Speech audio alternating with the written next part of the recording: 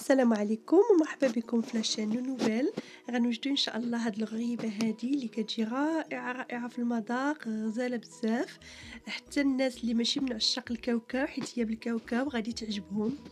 انا شخصيا ما كتعجبنيش الغريبه فيها كاوكاو، ولكن هذه كتجي بنكهه خاصه، كتجي بحال البهله وهي بكاوكاو. تبعوا معايا المقادير. في المكونات غادي نحتاجو، عندنا هنايا العبار، نفس العبار عبرت بهاد الزلافه هذه، زلافه ديال الحريره. غادي نعبر بها زلافه ديال الكاوكاو محمر ومقشر ومطحون على هاد الشكل هذا، يعني كنحيدوا له القشره ديالو. كنحتاجو نصف الكميه ديال السكر كلاصي، يعني هاد الزلافه اللي عبرنا بها النص ديالها سكر كلاصي. كنحتاجو كذلك نص كميه ديال الزيت، نص زلافه ديال الزيت. غادي نحتاج ساشي ديال الخميرات الحلوه ديال 7 غرام، هذه انا عندي فيها اكثر من 7 غرام، نقصت منها شي شويه. غادي نحتاج شويه ديال السكر الفاني، انا هاد السكر الفاني اختياري، استعملته غير باش دقيت به المسكه، عندي غاز المعلقه د المسكه غير شي شويه، هي كتعطي المروره الا كثرنا منها.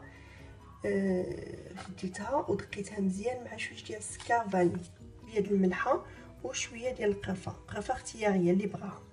الطحين كيبقى على حسب الخليط.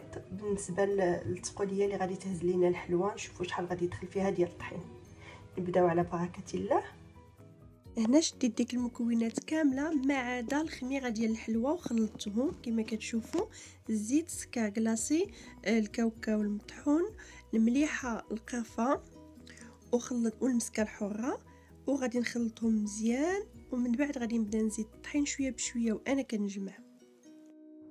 ودابا غادي نزيد الطحين شويه بشويه وانا كنجمع حتى نشوف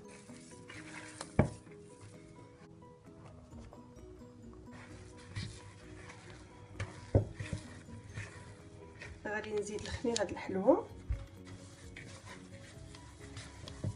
ونخدمها مزيان حتى تطلق مزيان العجينه وتجمع. كما كنحصلوا على عجينه على هذا الشكل هذا، ما يكون قاصحش بزاف وما يكونش رطب. نكوروها منين ساليو تكوار ندخلوها الفران يكون سخون من قبل. الا كان الفران ديال الضو من الفوق ومن التحت شاعل ونقربوها الفوق شويه على ما تشقق، عاد نهبطوها تكمل الطياب. وبالنسبه للفون ديال الغاز كنديروها في التحت حتى كتشق، عاد كنطلعوها الفوق. ملي كتخرج من الفران كتجي على هذا الشكل هذا، كتجي كلها مشقه، واللي بغى يحمرها مزيان كيحمرها، اللي بغى يخليها بيضاء، كل واحد على حسب الذوق. هنا الغريبه ديال الكاوكاو وجدات كتجي على هذا الشكل هذا، كتجي زوينه بزاف، كتجي رائعه في المذاق كما قلت لكم. جربوها على حسابي، وما تنساوش الا عجبتكم الفيديو ديروا لي جيم، اشتركوا في القناه نونوبيل، وزوروا لاباج فيسبوك نونوبيل شهواتي حيت كنحط فيها العديد من الوصفات اللي كتكون ممصوراش. وبسلام عليكم.